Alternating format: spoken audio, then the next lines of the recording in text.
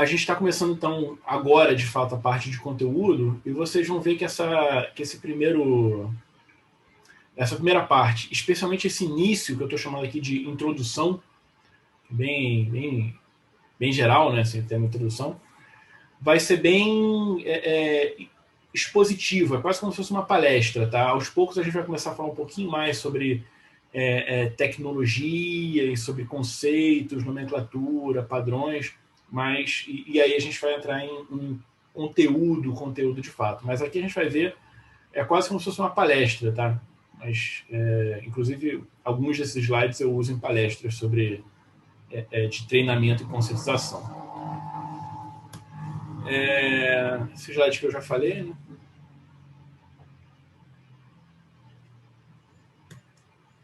E a agenda, então, não é agenda para hoje, tá? É a agenda dessa parte introdutória. Ela tem, na verdade, 4 partes. Tá? Não quer dizer que vão ser 4 aulas. Pode ser até que a gente consiga fechar isso aí em 3 aulas, talvez.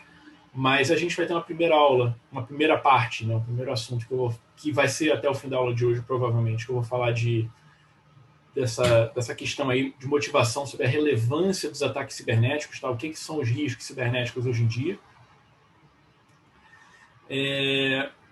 Vai entrar já um pouquinho nos métodos de ataque, nos tipos de ataque, né, os objetivos dos ataques cibernéticos. Vai falar um pouquinho sobre abordagens de defesa, tá, mecanismos para mitigação e gerenciamento de riscos cibernéticos. E aí, na quarta parte, a gente vai falar um pouquinho sobre a nomenclatura básica, né, conceitos básicos aí de segurança da informação, já puxando para a questão do conteúdo. Então, primeira parte, né, como eu prometi, relevância dos ataques cibernéticos. Eu deixei de responder uma pergunta aqui do YouTube, tá? Eu vou abrir um parênteses aqui para responder a pergunta aqui do YouTube, que é se as provas vão ser síncronas ou assíncronas. Eu abro a prova por um período que não é apenas o período da aula, tá? É um período mais longo, dura 4 horas, mas não é uma prova assim de um dia para o outro, não. Então, é como se fosse síncrona, tá? Mas com uma boa tolerância aí, que é maior do que a duração da aula. Deixa eu abrir aqui o chat de novo.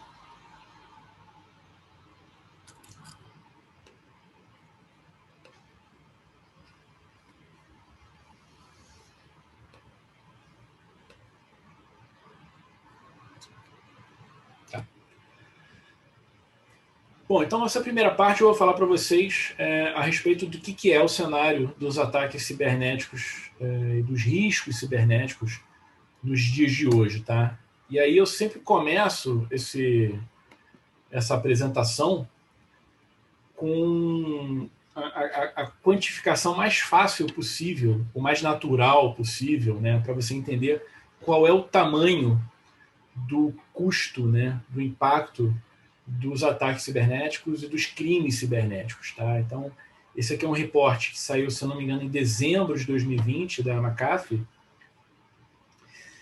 E a estimativa, quando você soma as perdas com crime cibernético, com os gastos associados a cybersecurity, é da ordem de 1 trilhão.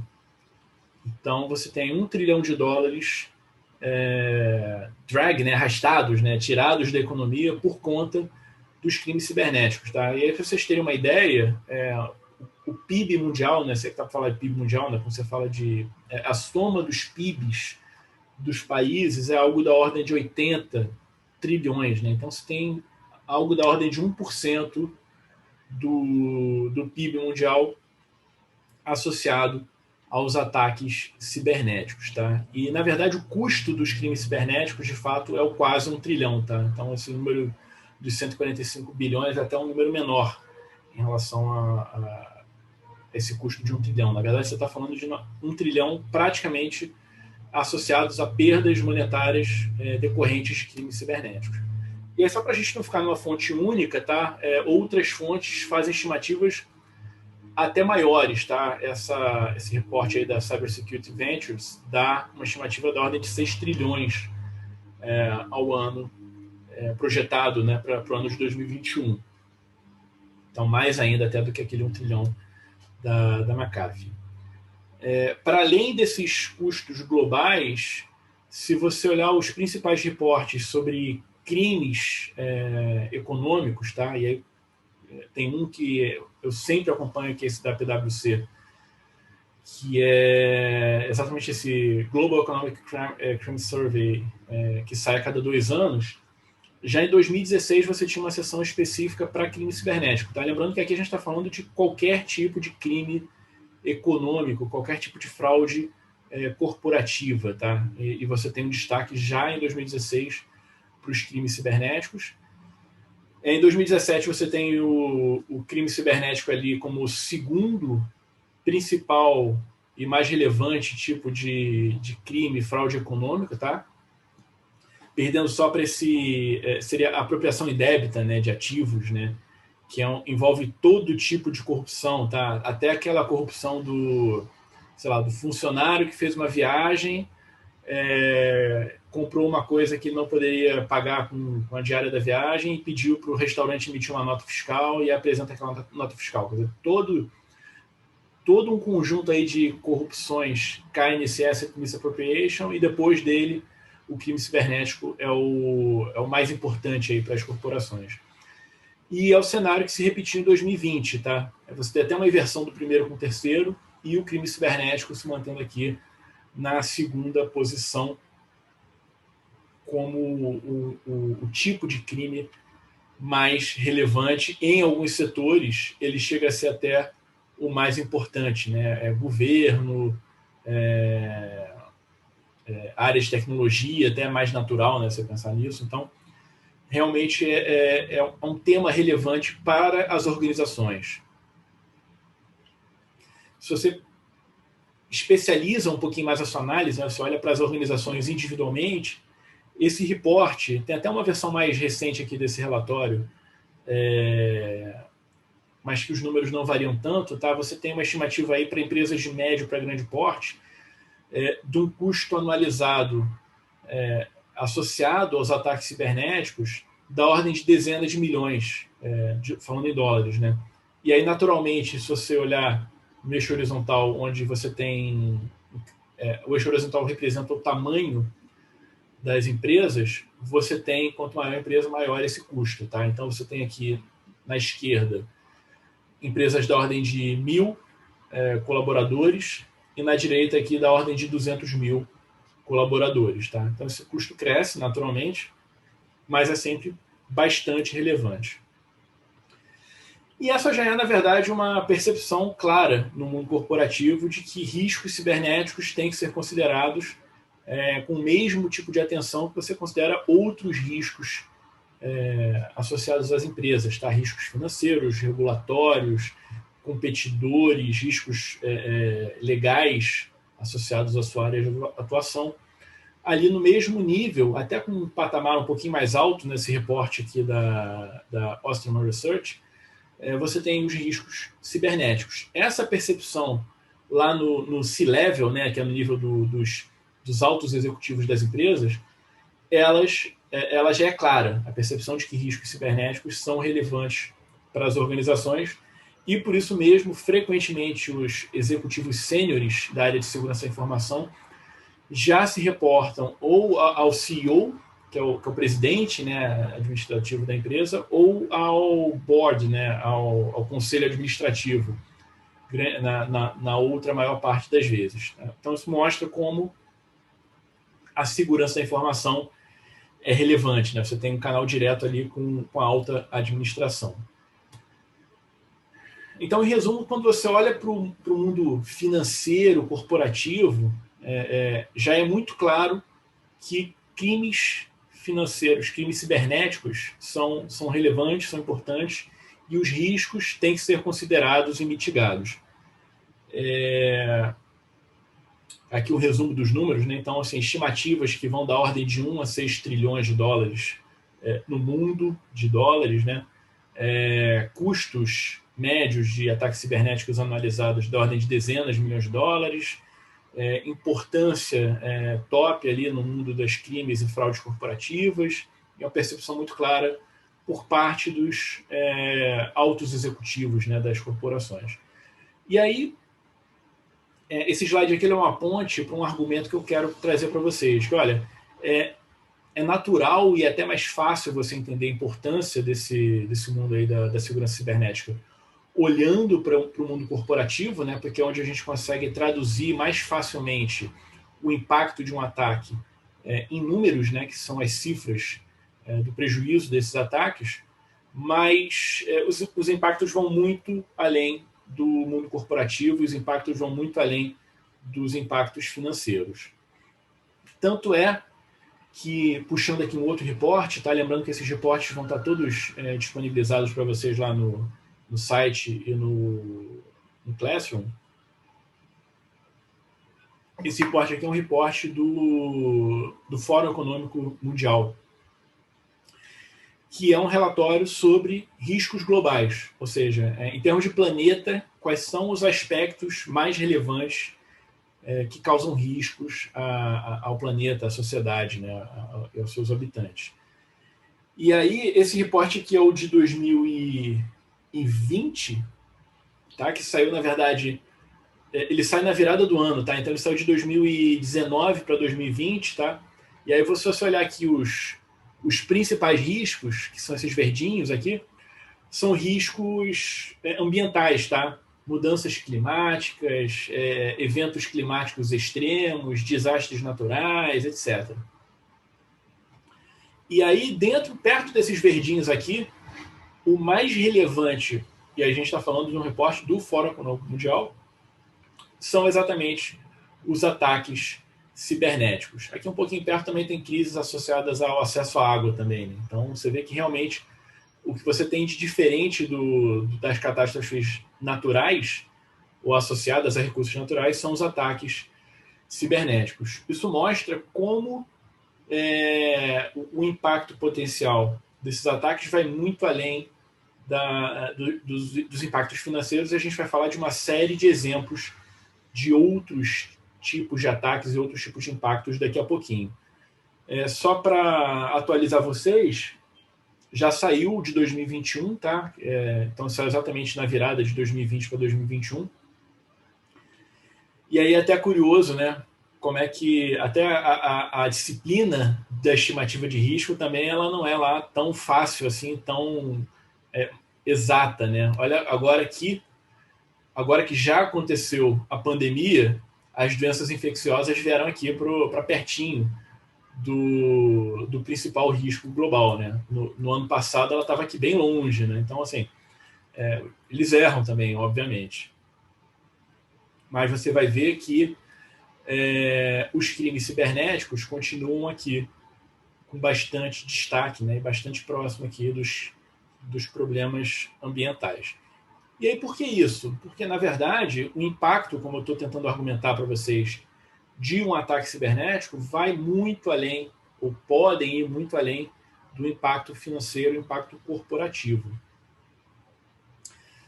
Gente, vocês podem fazer comentários aí no chat também a hora que vocês quiserem, tá? Eu estou monitorando dentro do possível, tá? Aqui eu tenho 6 exemplos de ataques que, pessoalmente, eu considero meio que paradigmas, tá? E a gente vai falar um pouquinho sobre cada um deles, entender por que eles são paradigmas, por que o impacto, na verdade, as ferramentas, os métodos, os atacantes envolvidos nesses ataques tornam esses ataques uma espécie de paradigma. Obviamente, eles não são os 6 principais, tá? São uma escolha pessoal. E eu vou explicar por quê, mas talvez vocês tenham até, quem é da área, né, vai dizer, não, pô, tem um aqui que eu acho que é mais impressionante do que esses que você selecionou aí, Rafael, por causa disso.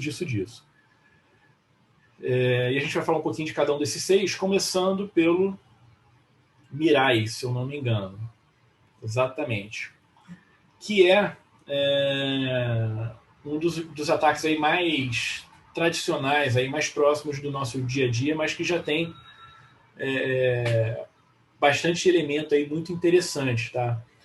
Por quê? O que foi esse Mirai? Tá? Ele aconteceu em 2016. Ele é um ataque do que a gente chama de DDoS, tá? Distributed Denial of Service, cujo impacto é a indisponibilidade de um sistema. Tá? A gente vai falar um pouquinho sobre esse conceito de disponibilidade como um dos fundamentos da segurança da informação.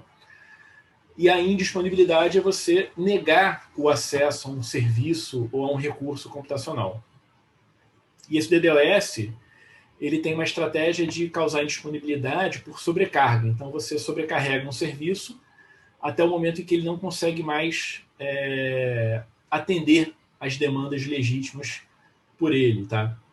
Por que esse ataque em 2016 foi particularmente interessante frente a outros vários ataques de DDoS que já aconteceram aí ao longo da história? Por vários motivos. Tá? Esse ataque ele foi um ataque que, entre outras coisas, ele envolveu uma espécie de captura, vamos dizer assim, de uma série de equipamentos que não são computadores estrito senso, computador que nem eu e você temos aqui na nossa frente, mas que funcionam, na verdade, como um computador pleno. Por exemplo, uma câmera de vigilância. Uma câmera de vigilância tem dentro do seu hardware memória, processador, interface de comunicação.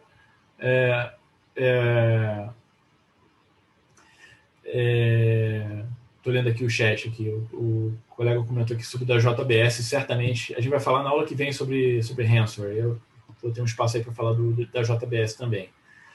Mas... Então, voltando aqui. Né? Então, aquilo, uma câmera de vigilância, de fato, é como se fosse um computador e está conectado à internet.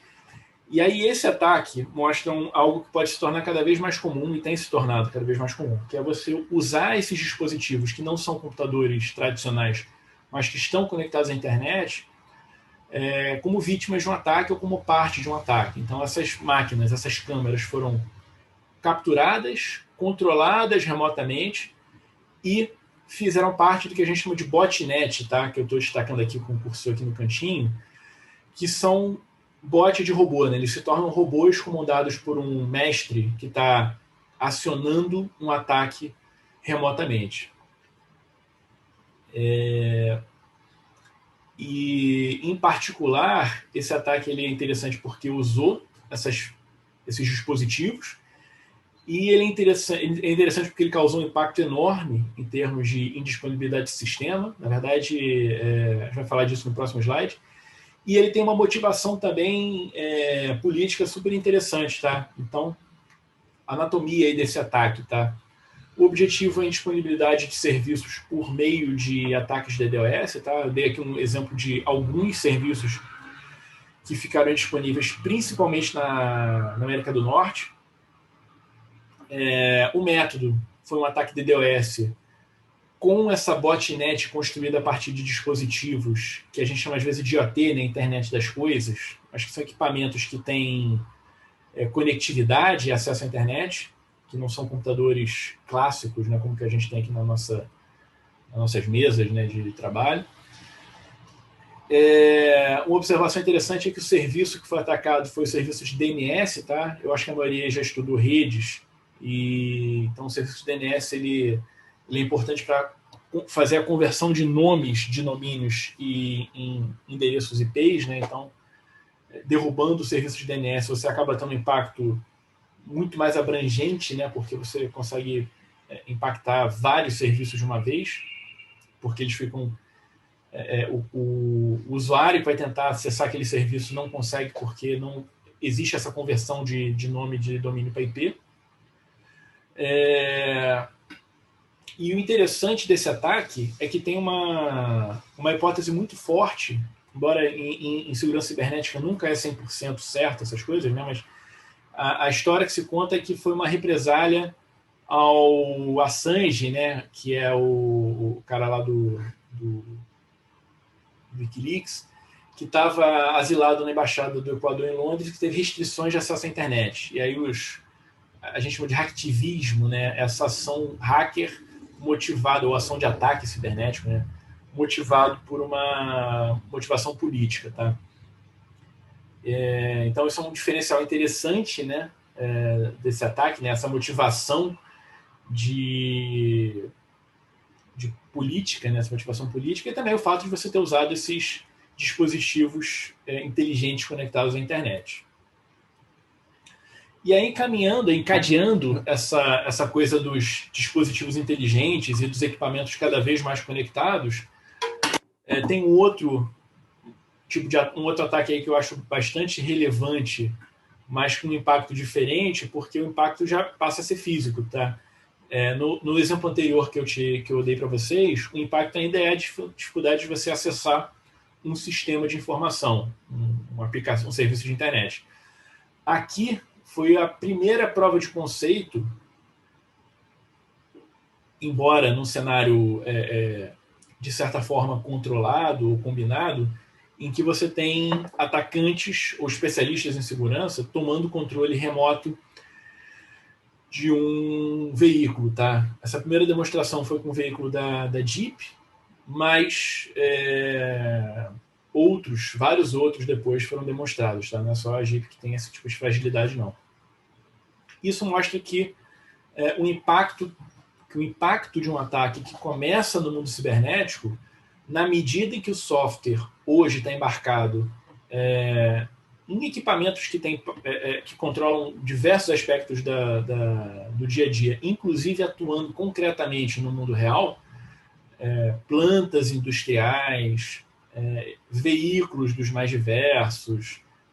Bom, aí vocês vão achar um monte de exemplos. O ataque que começa no mundo cibernético, ele pode terminar no mundo real, vamos dizer assim. Nesse caso, é uma demonstração de como controlar remotamente a direção de um veículo. Tá? Nada é surpreendente, mas não deveria ser surpreendente, né? Dado que você tem um veículo com software embarcado no seu sistema de bordo e com conectividade à internet. Então, o objetivo aí desse ataque aí foi o controle remoto de um veículo, o método foi o acesso remoto ao sistema de bordo. O atacante, nesse caso aí, foi um pesquisador, né, na área de, na verdade foram dois até, né, na área de segurança da informação. Quem estava dirigindo era um repórter, que é esse Andy Greenberg. Ele tem até um livro que eu vou recomendar para vocês, por causa esse livro está até sendo traduzido para português nesse momento. Depois eu vou, mais para frente no curso, eu posso falar um pouquinho sobre esse livro, que é sobre um outro assunto. Mas ele estava dirigindo esse carro, né? E até o... Desculpa que minha luz aqui. E aí tem um vídeo aí dele até um pouquinho desesperado quando ele perde realmente o controle do veículo. E aí o destaque desse ataque é uma evidência clara de que um ataque cibernético tem impacto em equipamentos físicos, né, mecânicos, e com ameaça clara à vida humana, né, à segurança das pessoas. E aí, para encadear essa conversa sobre veículos, eu vou falar de um outro exemplo de ataque associados a veículos, mas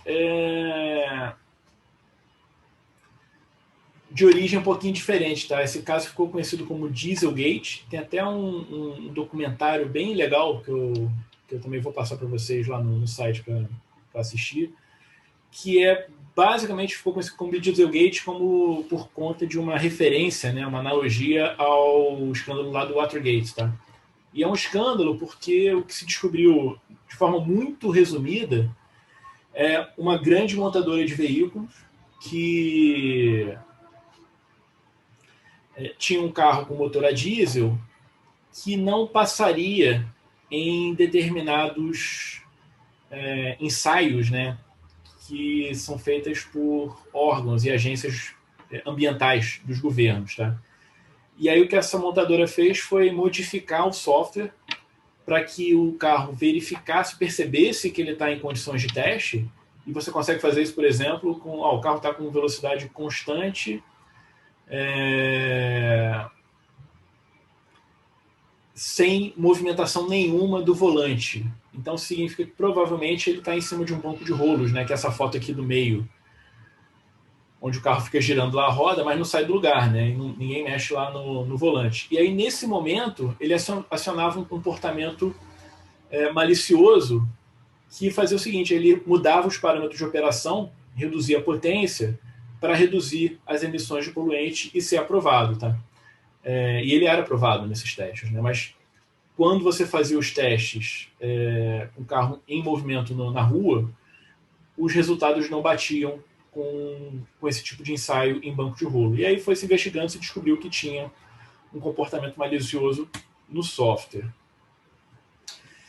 Então, o impacto, no final das contas, parece um impacto menor. Ele está mudando o parâmetro de operação do veículo, né, quando ele percebe que está no ambiente de teste. Né?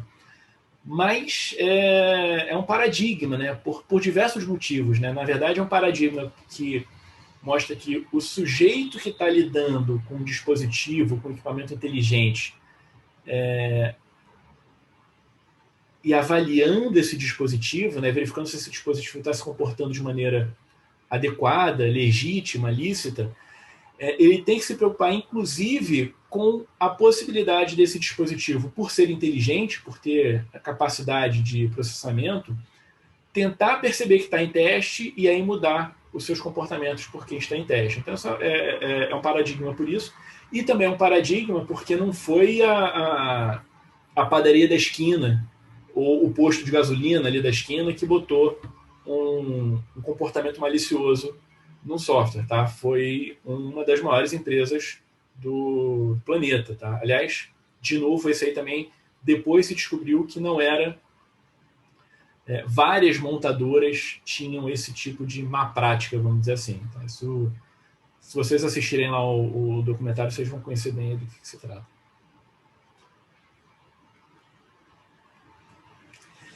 E aí, agora, sempre tentando fazer uma ponte, né, de um slide para o outro, eu acabei de falar de um exemplo de um ataque que veio de uma entidade acima de qualquer suspeita, né? Porque uma das maiores montadoras do mundo vai ficar modificando o software e inserindo comportamento malicioso no software, é improvável.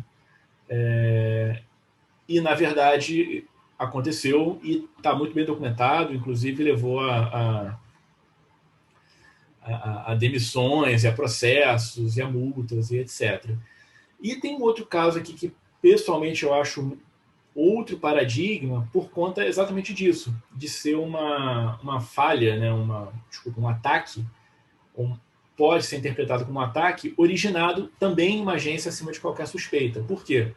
A gente vai ver mais à frente que tem uma entidade governamental americana chamada NIST, National Institute of Standards and Technology, que, embora seja americana governamental e define padrões para o governo dos Estados Unidos, os padrões que eles definem são seguidos pelo mundo inteiro, porque geralmente são bons padrões, o processo de padronização é muito rigoroso tecnicamente e politicamente, inclusive, vamos dizer assim. Mas teve um caso aqui em 2014 onde esse processo foi falho, especificamente na construção de um padrão que se chama SP890A, que é um padrão sobre geração de números, algoritmos de geração de números pseudo-aleatórios, que é uma das coisas, inclusive, que vai ser objeto lá da nossa palestra de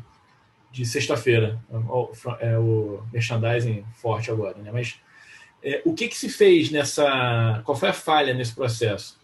A nossa conhecida NSA, que é aquela agência de inteligência americana, National Security Agency, conseguiu, por meio, como era um processo de consulta pública, né, e de contribuição pública, contribuiu com um algoritmo específico, na verdade com uma curva elíptica, para ser mais preciso, para esse algoritmo de geração de números pseudo-aleatórios, que, em resumo, tinha a seguinte propriedade. A curva parecia gerar números bons, fortes, aleatórios, mas o criador dessa curva, seria capaz de quebrar a sequência de números pseudo-aleatórios. Isso é uma falha gravíssima num padrão criptográfico internacional que o mundo inteiro seguia, tá? Então esse padrão, ele não esse algoritmo, né? Ele não é um algoritmo que tá, por exemplo, que as pessoas pegam para eventualmente programar um sisteminha pessoal. Não, na verdade essas curvas, né?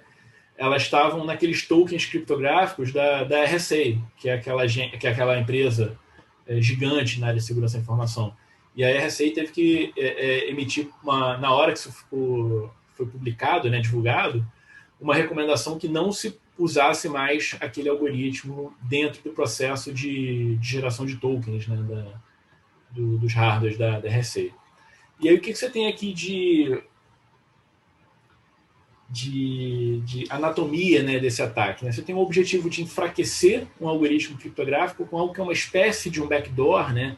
É difícil você falar em backdoor em um processo que é totalmente público. Né? Quer dizer, como é que pode ser um backdoor se aquela coisa está ali especificada num padrão internacional? Mas, de certa forma, funciona como se fosse um backdoor. Né? Quem conhece aquela forma de quebrar o algoritmo consegue quebrar e identificar os números aleatórios, né? Prever os números aleatórios ou pseudo-aleatórios.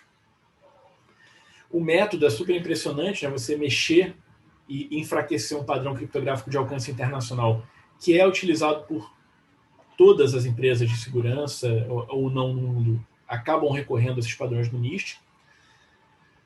E o atacante é um órgão governamental ou o próprio Estado, tá? Porque o que se depois descobriu é que existia realmente uma política, e os Estados Unidos são bem agressivos nessas políticas de armas cibernéticas, né? De inserir uma fraqueza nesse algoritmo que acaba sendo uma arma cibernética para quem conhece, né, esses algoritmos. Se esse ataque poderia ser considerado um zero day? Tem uma pergunta aqui. A gente vai falar acho que o próximo a gente vai falar de zero day. Mas o que é um zero day? Deixa eu beber um golinho aqui da minha água. Na verdade, talvez seja melhor falar como é que funciona essa coisa de você descobrir fraquezas nos programas de computador. Tá? Todos nós temos aqui nos nossos computadores, nossos celulares, nos nossos equipamentos, agora que tem software embarcado, um monte de módulos de software que estão ali rodando, tá? Que foram programados por pessoas que cometem falhas. A gente vai falar mais à frente de vulnerabilidade de software, tá? Mas eventualmente acontecem essas falhas, são descobertas. E o que se faz? Qual o impacto quando você descobre uma vulnerabilidade dessa? Enquanto o seu software não é corrigido, ele pode estar com uma porta aberta para um ataque. Então, o correto é você estar sempre atualizando e corrigindo essas vulnerabilidades. Quando essas vulnerabilidades são descobertas por um ente, digamos, ético, vamos dizer assim, né?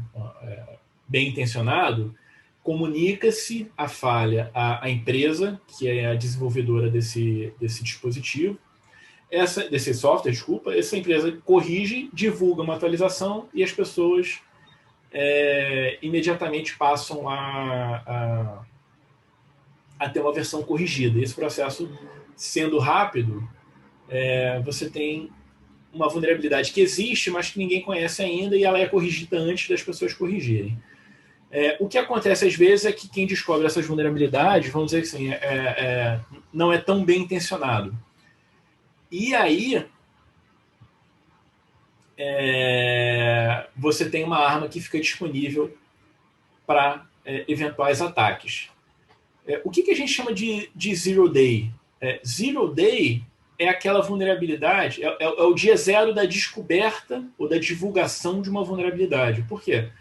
Porque qual é a relevância desse zero day? É que no momento em que aquela vulnerabilidade foi descoberta, no dia zero, obviamente eu não sei na minha casa que o meu, sei lá, aplicativo qualquer que eu esteja usando aqui tem uma vulnerabilidade, e aí naquele momento eu estou vulnerável, porque já foi descoberta uma vulnerabilidade,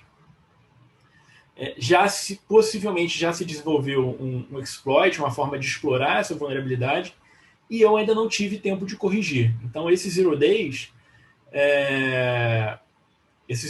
é um conceito temporal. E aí o pessoal começou a chamar de Zero Day essas ferramentas que foram descobertas, mas que ainda não foram disponibilizadas para a comunidade, porque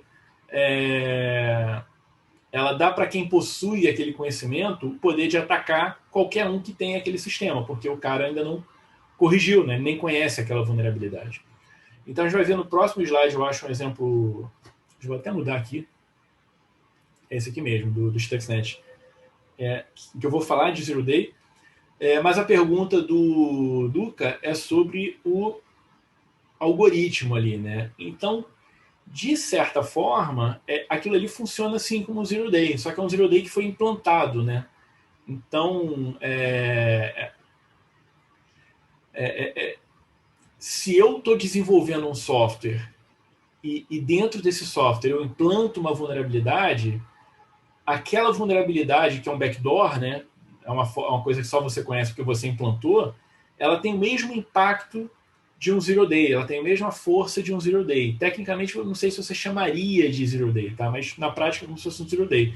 E essa vulnerabilidade implantada no algoritmo das curvas elípticas lá do NIST também tem esse papel aí de backdoor que funcionaria como se fosse um Zero Day. Então, seria um sim, mas com essa ressalva, né? De que o Zero Day a gente acaba usando para quando você descobre uma vulnerabilidade, né? Não quando você implanta essa vulnerabilidade propositalmente.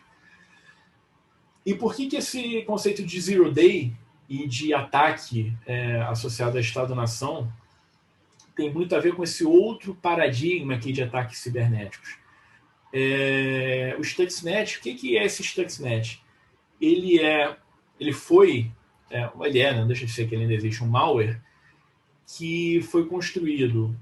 Isso nunca foi. Eu vou contar uma história aqui que nunca foi oficialmente aceita, tá, pelas partes envolvidas, mas que hoje todo mundo aceita, toda a comunidade técnica, né, entende que foi isso que aconteceu. Basicamente, os Estados Unidos, por meio da NSA, e Israel, por meio da Mossad, né, que é o nome lá da agência de inteligência deles, e provavelmente o Reino Unido, por meio da agência de segurança deles lá também, de inteligência, como uma forma de boicotar ou sabotar, na verdade, o programa nuclear iraniano, desenvolveu um malware que se propagou até encontrar uma planta específica industrial situada em Natanz, que é uma região lá do Irã, e quando ela encontrou essa planta, que era uma planta de enriquecimento de urânio dentro do programa nuclear iraniano, ela, digamos assim, bagunçou completamente os parâmetros de operação dos equipamentos dessa planta, que é uma planta industrial, tá? Então tem centrífugas lá que tentam separar os tipos, os isótopos lá de urânio para ter um urânio cada vez mais puro, tá? Essas centrífugas estão aqui nessa fotinha aqui, tá? Onde eu estou destacando aqui na esquerda. E aí, esse malware, então, ele mudava completamente os parâmetros de operação desses equipamentos, principalmente dessas centrífugas, tá? E causavam uma taxa enorme de danos e destruição desses equipamentos, tá? Foi assim que ele funcionou. Então você tem aqui um paradigma por diversos motivos que eu vou destacar lá embaixo, né? Mas na prática o objetivo é você causar dano físico a uma planta industrial, mais uma vez um ataque cibernético que desdobra num impacto físico, né, concreto. Esse ataque foi realizado com malware. A gente vai ter uma aula só sobre malware, que é um software malicioso que tem capacidade, em particular, de se propagar. E, na verdade, um dos destaques desse ataque é a sofisticação do malware que foi utilizado. O atacante são Estados-nações, né? Quer dizer, a complexidade desse ataque jamais, ou muito dificilmente, poderia ser executada por pessoas individualmente, tá? Então você tem que ter muito recurso para executar um ataque dessa complexidade. E destaques são vários, tá? Por isso que esse aí talvez seja um dos principais paradigmas, tá? Relacionados a a ataques cibernéticos é esse Stuxnet. Na verdade, tem um outro... o livro que eu mostrei, acho que eu mostrei, né, esse livro aqui. Inclusive, o nome aparece Zero Day, né? Porque uma das características desse malware é essa propagação baseada em Zero Days. E a gente vai falar um pouquinho mais sobre o valor que esses Zero Days têm no mercado, tá? Mas ele é algo da ordem de centenas de milhares, chegando a milhões de dólares. O Stuxnet ele tinha vários Zero Days que permitiram que ele fosse se propagando nas redes, explorando essas vulnerabilidades que ninguém conhecia. Então, os softwares dessas redes não estavam corrigidos. Então, esse é um dos destaques da sofisticação desse malware, inclusive em termos do mecanismo de propagação, como é que ele chegou no seu alvo. Um outro destaque que eu já comentei é essa capacidade de dano físico nesses equipamentos industriais, né? Especificamente são centrífugas fabricadas pela Siemens, tá? Que não servem apenas para enriquecimento de urânio, mas estão presentes nas mais diversas indústrias. E, na verdade, quando se descobriu esse malware se propagando enlouquecidamente, em algum momento se perdeu o controle, ele começou a ficar muito agressivo e começou a se propagar demais, o desespero dos especialistas é o seguinte, eles perceberam que o alvo desse malware era um equipamento industrial que estava presente nas mais diversas indústrias. Imagina se esse malware começa a atacar a usina, por exemplo, de tratamento de água, esgoto, usinas da indústria química. Então, essa foi uma preocupação na época que acabou não se concretizando por causa de um outro aspecto muito interessante, que é o seguinte: esse malware ele foi capaz de identificar quando ele se instalou em Natanz, e somente ali que ele realmente acionou o seu payload, né, que é o seu comportamento de ataque. E aí, como é que ele sabia que ele estava em Natanz? Ele conseguia analisar o ambiente onde ele estava, em particular, se você olha o código do Stuxnet, ele tem as estruturas de dados do Stuxnet descrevem em alguns trechos de código exatamente a estrutura das cadeias de centrífugas de Natanz. Se eu não me engano, são 6 camadas de enriquecimento, cada uma com determinado número de centrífugas, que é uma característica lá daquela usina. E aí ele percebendo que estava naquela usina, naquela planta específica, aí ele acionou o seu comportamento. E ainda tinha uma característica interessante de furtividade, tá? Que ele tentava, ele não acionava o seu comportamento malicioso imediatamente, tá? Ele ficava observando os dados daquela planta, gravava, e quando ele acionava o comportamento malicioso dele, ele tentava disfarçar mandando para o sistema SCADA, tá? Que é o sistema de monitoramento. Voltei para o slide anterior. Tem uma telinha de um sistema SCADA aqui no fundo. Não sei se vocês veem aqui umas barrinhas aqui, umas caixinhas. Isso aqui é um sistema de monitoramento da planta industrial. E ele mandava sinais que faziam parecer que a planta estivesse funcionando normalmente. Só que, na verdade, você olhava ali para o teu chão de fábrica e via que tinha equipamento explodindo, né? Então, ainda tinha essa característica de você tentar disfarçar a presença do malware ali. Isso aqui é uma dica que depois eu vou botar lá no site também. É um livro que eu até participei da tradução dele. Da Kim Zapper. Chama Countdown to Zero Day, na versão em inglês, ou Contagem Regressiva até a Zero Day. Esse livro é só sobre o Stuxnet. Mas é bem interessante que quem escreveu não foi um técnico, né? Foi uma jornalista, né? Então conta aspectos diplomáticos, né? Aspectos relacionados ao mercado paralelo, né? De armas cibernéticas. Bem legal o livro aí, recomendo a leitura, é divertido. E o último caso aqui que eu acho interessante destacar, já que a gente está falando agora nessa parte final de ataques de países, né? Estados-nação, esse aqui foi um ataque que não foi apenas cibernético. Tá? Na verdade, o ataque cibernético ele foi parte de um ataque militar que a gente chama de cinético, né, no meio militar, né, que é quando você causa dano físico concreto. Tá? E também tem a ver com o programa nuclear, mas no caso aqui da Síria, que estava em parceria com a Coreia do Norte. Tá? E aí eu vou contar um resumo, tá, para a gente não ficar tanto tempo aqui, mas a Força Aérea israelense foi capaz de entrar no espaço aéreo sírio, bombardear essa planta, que era uma planta também associada ao programa nuclear sírio, e saiu sem ser incomodado. E depois o que se levantou é que para esses caças, né, não sofrerem nenhum incômodo das defesas aéreas sírias, antiaéreas sírias, né, eles tinham a possibilidade de lançar um código que cegou os sistemas de radares sírios, né, os sistemas de monitoramento de tráfego aéreo sírio. E aí, a partir desse momento em que esses radares receberam esse comando especial, vamos dizer assim, eles passaram a exibir para os funcionários, para os militares sírios, um céu como se não estivesse acontecendo nada de especial, quando, na verdade, o espaço aéreo estava sendo invadido, estava acontecendo uma ação militar e nada foi observado.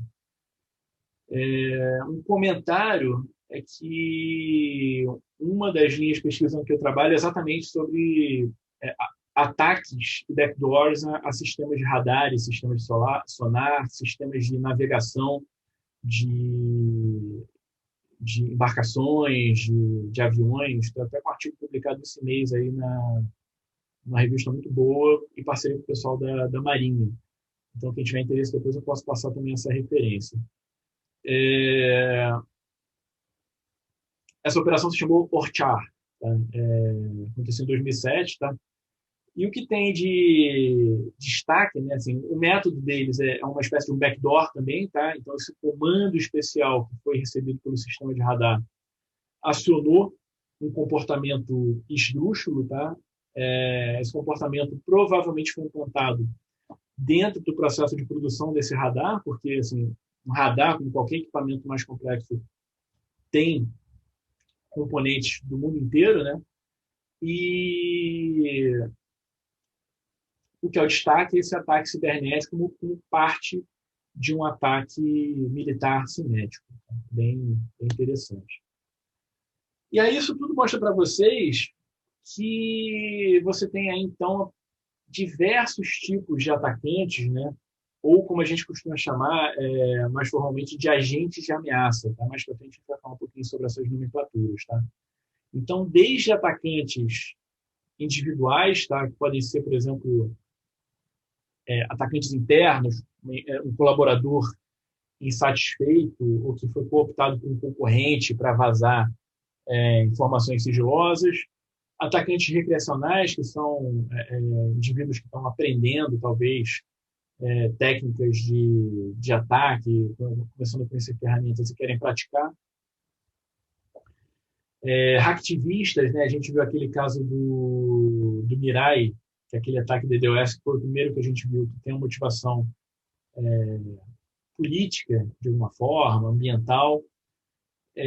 Criminosos cibernéticos, que são atacantes que têm motivação financeira, né? Que praticam crime com uma motivação financeira, até Estados-nação, né? Que usam esses ataques cibernéticos como parte de uma ação militar, de uma ação diplomática, né, de uma ação estratégica para um país, ou até para um conjunto de países. Por que eu destaco esses diferentes tipos de atacantes? Né? Porque cada um tem as suas motivações, os seus tipos de métodos, os seus tipos de alvo, e o seu tipo de financiamento, motivação e recurso. Né? Então, de certa forma, eu organizei ali numa forma crescente de cima para baixo. Tá? Aqui em cima você tem atacantes menos financiados. Talvez eu pudesse inverter o primeiro com o segundo, tá? Um atacante interno pode ter um financiamento de uma empresa concorrente, por exemplo. Hacktivismo, muitas vezes você já tem organizações por trás dessas ações. Criminosos cibernéticos, como eles têm a possibilidade de oferir ganhos financeiros, muitas vezes eles já têm muita grana para realizar ataques, até o caso aí que a gente viu dos países articulando ataques, e aí, quanto um país como os Estados Unidos, por exemplo, é difícil você ter defesas, né? Quer dizer, ele tem muito recurso para ataques de altíssima complexidade. Mas, embora a gente não imagine, né, os nossos sistemas sendo atacados por Estados-nação, pode acontecer também. Quer dizer, que dentro de um cenário de ataque de um país, no meio do caminho vai estar lá o seu sistema de informação. Tá? Se você olhar o ciclo completo do ataque do Stuxnet, você teve cenários ali de ações, por exemplo, de falsificação de certificado de software, exploração de sistemas Windows, por exemplo. Então, você pode acabar estando no meio do caminho de um ataque de um Estado-nação. Tá? Então, o projetista de uma solução de segurança ele tem que ter também uma percepção sobre os possíveis riscos aos quais ele vai estar sujeito.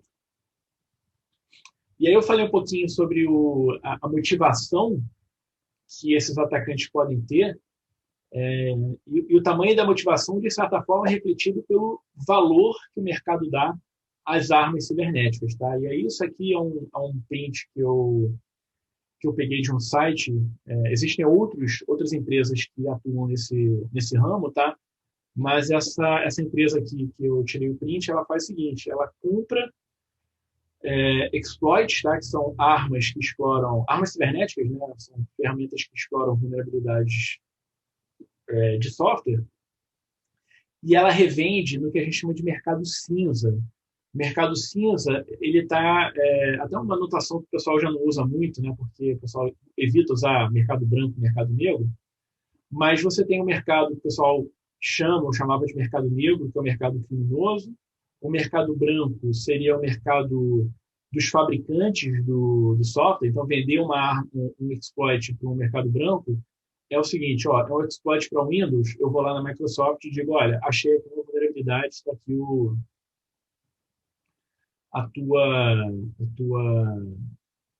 a falha, tá? Descrita para você corrigir. E o mercado cinza seria um meio do caminho, tá? Você não entrega a arma para o fabricante do software, mas você também não dá para o criminoso. Você dá para agências governamentais que vão acabar explorando de alguma forma, mas não são, elas seguem certas regras, tá? Então, você vender, por exemplo, para o governo dos Estados Unidos. Não é tão caro quanto o mercado negro. O mercado negro paga melhor, mas paga bem. Então, por exemplo, se você descobrir uma vulnerabilidade desse tipo aqui no Windows, tá? Que é execução remota de código, dispensando intervenção do usuário, tá? Que é o zero click, essa Zerodium paga para você $1 milhão. Acho que é isso, $1 milhão, até $1 milhão. Se você tem uma coisa parecida para Android, ela paga até $2,5 milhões. Ou seja, se tem uma empresa pagando $2,5 milhões para você, porque você descobriu uma vulnerabilidade, porque essas armas valem muito e podem, inclusive, gerar bastante dinheiro. Né? Porque no mercado negro, então, elas são mais caras ainda. E aí isso tem a ver com essa curva aqui, que ela aparece em muitos estudos, muitos relatórios, de forma ligeiramente diferente. Eu acho até que eu tenho que montar a minha alguma hora para apresentar nas minhas aulas. Mas o que ela te passa aqui são duas informações. Tá? A curva verde e a curva vermelha, elas refletem dois aspectos sobre como os ataques acontecem e foram acontecendo ao longo dos anos. Em termos de qual é o conhecimento necessário do atacante e qual é a sofisticação do ataque que pode ser concretizado. E o que ela está dizendo basicamente é o seguinte: olha, no passado você precisava de caras muito bons tecnicamente, com conhecimento lá no alto, para fazer ataques muito simples. E hoje essa situação é inversa. Hoje você consegue realizar ataques sofisticadíssimos sem você ter grande conhecimento técnico. Por quê? Porque as ferramentas estão prontas. Na verdade, não recomendo, porque é um crime, como qualquer outro, mas se você quiser entrar no mercado aí de crimes cibernéticos, de ransomware, que são aqueles sequestros de dados, você tem redes prontas e ferramentas prontas para você chegar sem nenhum conhecimento avançado. Você tem que saber usar as ferramentas e iniciar a sua própria campanha de ransomware. Tá? E você vai ser só um operador que vai entrar em contato com as empresas, negociar o resgate, você vai disponibilizar, criar conta lá para receber os bitcoins, mas você não precisa saber muita coisa a menos do conhecimento de um usuário. Enfatizando, isso é um crime, tá? Não façam. Ainda mais que você vai ficar gravado, eu tenho que falar 50 vezes que isso é um crime. Mas é uma concretização disso aqui, tá? Que hoje as ferramentas de ataque elas estão disponíveis as a service, quer dizer, qualquer um pode chegar lá, comprar aquele serviço e começar os seus ataques. Isso torna um cenário extremamente complexo e desafiador para quem quer se defender, naturalmente. A analogia é a seguinte: o sujeito não precisa entender a mecânica de um revólver para comprar uma arma e fazer um assalto a um banco. Né? Essa é a analogia. Tá? Então, assim, para a gente falar um pouquinho aqui de conceitos, tá? Quando eu estou falando aqui de ataque, segurança, solução de segurança. O que é segurança, tá? Agora a gente vai à primeira definição, tá? E agora tem alguns slides, eu acho, com texto, tá? Quando eu estou falando de segurança, eu vou pegar aqui uma primeira definição, que é de 95, na verdade, tá? Mas que já traz, e é do NIST, tá? Exatamente aquele órgão que eu comentei, né? Do ataque lá das curvas elípticas, do algoritmo das curvas elípticas, ele definiu em 95 já que segurança de computadores é a proteção oferecida a um sistema de informação automatizado para atingir os objetivos apropriados de preservação de integridade, disponibilidade e confidencialidade. Esses são os três conceitos básicos e os três objetivos básicos que a gente busca em segurança. Tá? E ele fala aqui de ativos de sistemas de informação, onde esses ativos incluem hardware, software, firmware, informação, dados e telecomunicações. Tudo está lá no padrão. Ou seja,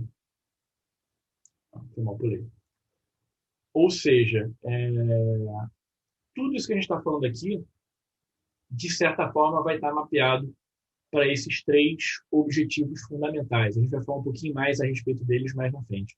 Mas antes eu queria também fazer uma observação sobre a nomenclatura, né, o nome da área. Tá? Isso também é uma coisa que gera muita confusão, porque diferentes atores, né, e pesquisadores dessa área usam diferentes nomes. Né? Eu mesmo já devo ter usado aqui segurança cibernética, segurança da informação,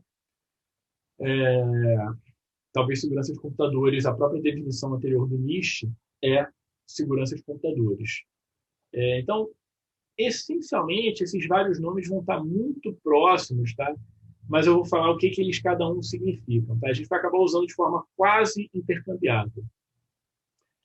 Primeiro, segurança da informação, tá? Eu diria que é o nome mais abrangente, é o nome mais consolidado, inclusive é o nome da disciplina, tá? A gente ainda usa esse nome da disciplina. Ele é o nome que está associado ao objetivo histórico de proteção da informação por meio de criptografia, tá? Então, há milênios, o ser humano conhece métodos criptográficos e usa esses métodos para proteger a informação, pelo menos informações mais críticas, né, associadas a guerras, né, a governo. Então, a gente chama isso de segurança daquela informação. E aí, com o passar do tempo, com o uso com o surgimento dos computadores, Os computadores rodam sistemas de informação. Então, de certa forma, a gente pode entender que hoje o nome segurança da informação ele extrapola para a segurança de sistemas de informação. Inclusive, na definição do NIST, ele fala preserving the integrity, availability and confidentiality of information system resources. Então, ele fala explicitamente que eu estou buscando a segurança dos sistemas de informação. Algumas agências, em alguns cenários, você usa explicitamente o nome segurança de sistemas de informação. Uma, pelo menos, que é bastante importante, é a ANSSI, que é a agência francesa de segurança da informação, que se chama Agência Nacional de Segurança de Sistemas de Informação. Mas, na prática, a maioria usa segurança da informação.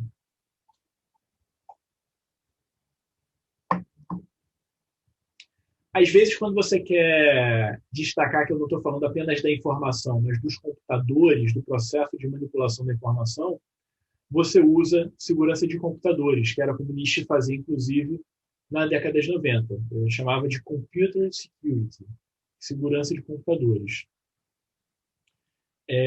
Hoje, quando você quer falar do mundo computacional, digital, enfatizar que você está no mundo digital, digamos assim, dos computadores, a gente acaba usando segurança cibernética, né? Então, toda vez que você fala de segurança cibernética, ataque cibernético, você pensa que você está no mundo lá dos bits, do byte, da eletrônica, tá? E o segurança cibernética ele também puxa um pouquinho para o mundo da defesa cibernética, porque você pensa no espaço cibernético como um domínio da guerra, como um espaço e um ambiente a ser protegido, tá? Formalmente é um pouco mais restrito do que segurança da informação. E, por último, aqui no Brasil, o pessoal de inteligência, de Forças Armadas, usa muito essa expressão SIC. Quem transitar por esse mundo aí de diplomacia, governo, Forças Armadas, vai ouvir, às vezes, essa expressão SIC, que é Segurança da Informação e Comunicações ou Segurança da Informação e Criptografia. Na prática, quando eu consigo, eu falo só segurança, que aí eu não me comprometo com nada e vocês sabem que eu estou falando desse mundo aqui que a gente está estudando. Os objetivos fundamentais são confidencialidade. Confidencialidade eu estou falando, aqueles três que eu falei anteriormente. Confidencialidade eu estou falando de proteger a informação do acesso indevido, tá? A informação não pode estar disponível a quem não esteja autorizado. O objetivo mais clássico da área de segurança da informação, é o que a criptografia fazia ao longo dos milênios. Não confundir, ou pelo menos assim, não tentar igualar ao que hoje a gente chama de privacidade e proteção de dados pessoais, tá? Que é um outro mundo. É óbvio que para você proteger dados pessoais do acesso indevido, frequentemente você vai precisar lançar mão de ferramentas de confidencialidade. Mas privacidade é muito mais do que confidencialidade, tá? São dois mundos aí bem diferentes, embora naturalmente exista uma interseção. Eu destaco isso porque hoje, aliás, de um ano para cá, né, por conta da Lei Geral de Proteção de Dados, esse tema de privacidade está quentíssimo, né? Então vale a pena a gente dar uma pincelada e possivelmente a gente vai ter uma aula mais para frente só sobre esse assunto de privacidade e proteção de dados pessoais. O outro objetivo importante, tá, é a integridade de dados, é você garantir que as informações estão íntegras, não foram modificadas inadvertidamente. E eu posso falar não apenas de dados, mas de sistemas, tá? Que os programas de computador, os sistemas de informação estão executando de maneira íntegra, né? Não foram adulterados, não apresentam um comportamento malicioso. E, por último, outro requisito importantíssimo, na medida que a gente depende cada vez mais de computadores e sistemas de informação, é a disponibilidade, garantir que os recursos, os serviços e os sistemas vão estar disponibilizados prontamente, né, tempestivamente, quando forem solicitados por usuários autorizados. Tem outros dois objetivos que às vezes são mencionados explicitamente e às vezes implicitamente, tá? Vale a pena mencionar. A gente vai voltar a eles aí outras vezes ao longo do curso, tá? Autenticidade é a capacidade de você conseguir verificar que um determinado dado, informação, tem origem em um determinado indivíduo, uma determinada entidade, para você rastrear a origem de uma informação. E responsabilidade, da inglês é accountability, tá? Em português a gente traduz às vezes para uma parte das vezes por responsabilidade. É a possibilidade de você rastrear as ações até uma entidade também, mas de forma a responsabilizar. Ou seja, a pessoa não pode negar que foi ela que respondeu por aquela ação. Tá? Isso é um outro objetivo bastante frequente, importante na atribuição de culpa, né? Em relação a ações no mundo cibernético. Uma coisa importante, a gente vai começar, eu estou falando muito de ataque, tá? Mas a gente vai começar a falar cada vez mais essa expressão ameaça cibernética, tá?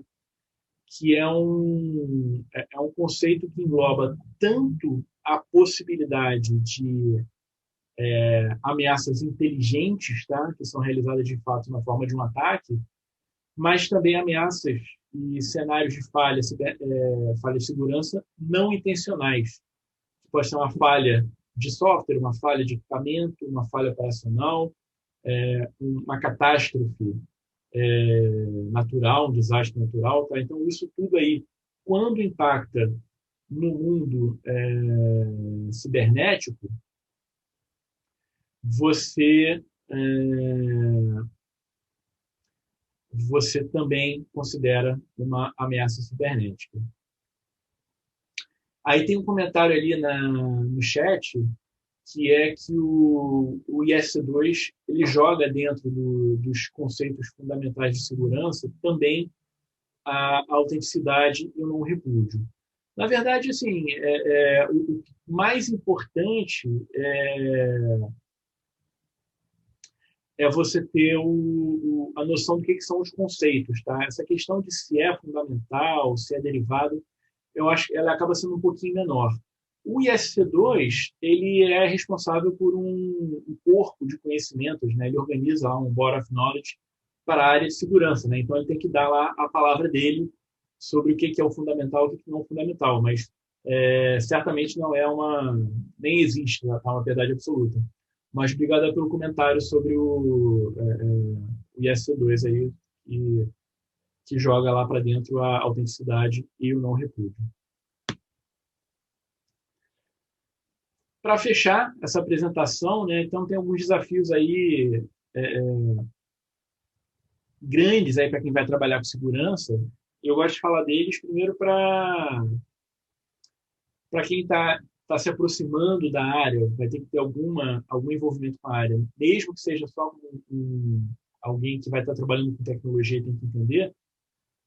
Mas é bom entender que existem desafios muito especiais em trabalhar com segurança. Tá? O primeiro é essa complexidade que está associada ao fato de que, para quem está defendendo, né, para quem está construindo a solução de segurança de um sistema, você tem que considerar todos os possíveis cenários de ataque. Né? Então, se você tem um cenário de ataque viável que não foi observado, não foi mitigado, o risco não foi mitigado, você falhou. Né? Enquanto, do ponto de vista do ataque, basta ele encontrar uma porta aberta.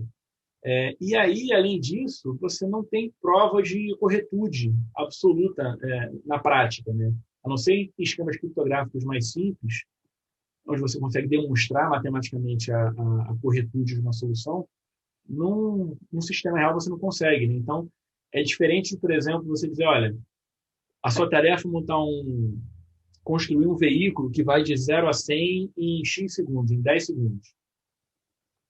Você constrói um veículo, você faz um teste. Se você consegue chegar de 0 a 100 em menos de 10 segundos, você atendeu aquele requisito, né?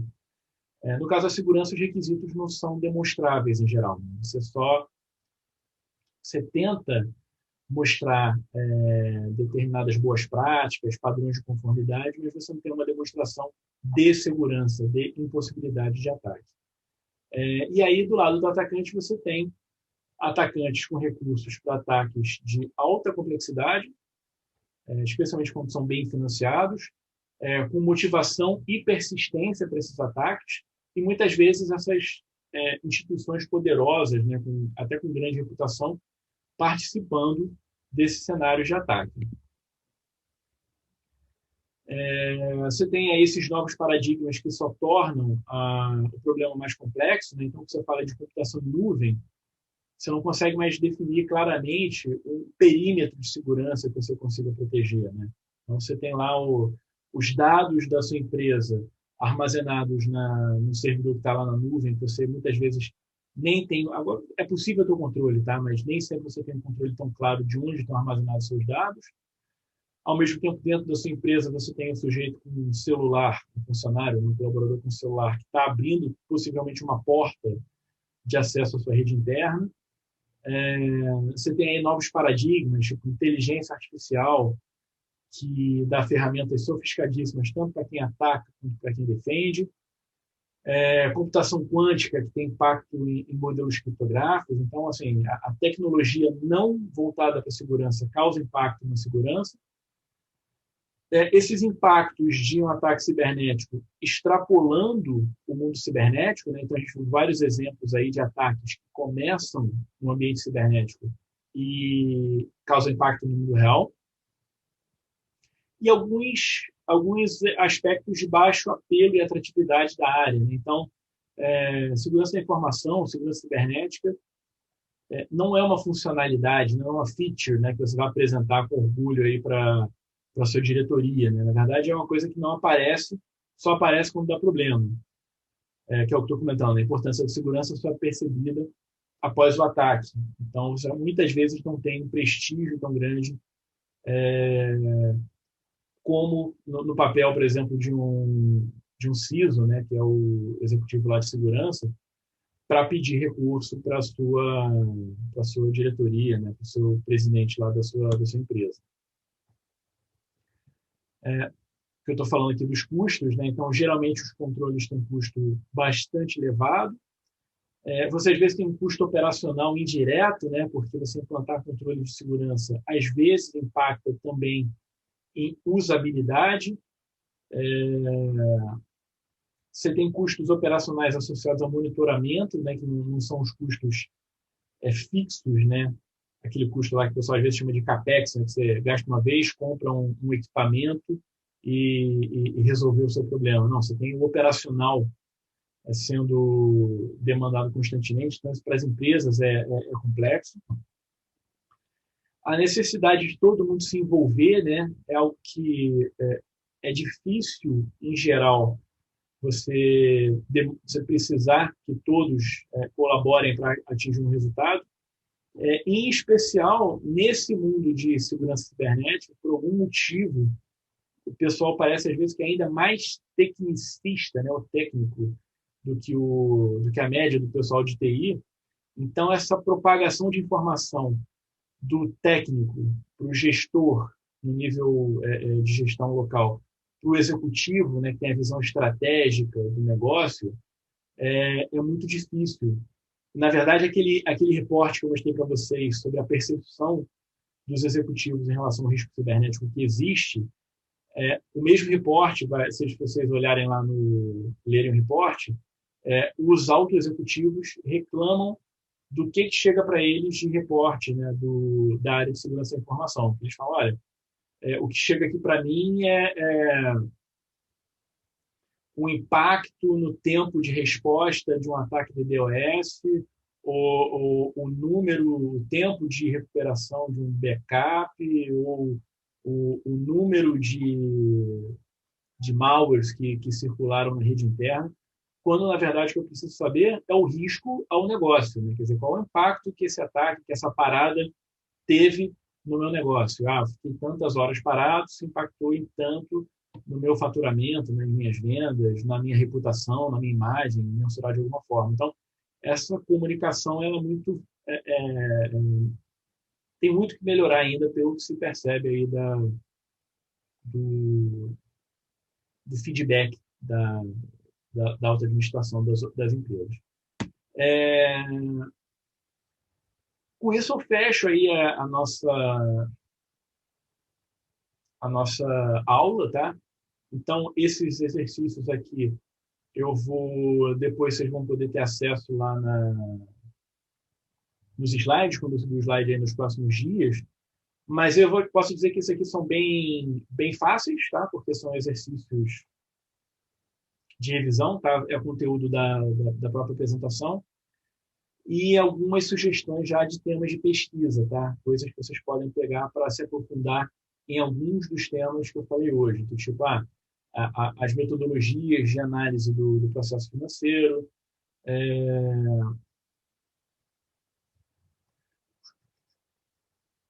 outros exemplos de ataques cibernéticos. Aqui, entrar nesse site aqui, que é de infraestruturas críticas dos Estados Unidos, e entender quais são essas infraestruturas críticas e pesquisar ataques que tenham sido direcionados a essas infraestruturas críticas. Então, por exemplo, há uns meses teve um ataque ao sistema de tratamento de água nos Estados Unidos, num estado lá nos Estados Unidos. Então, coisas desse tipo podem ser interessantes também como um trabalho aí de curso de revisão. Senhores, é isso, tá bom? Vou interromper aqui o compartilhamento. Vou interromper a transmissão para o YouTube e vou interromper neste momento a gravação.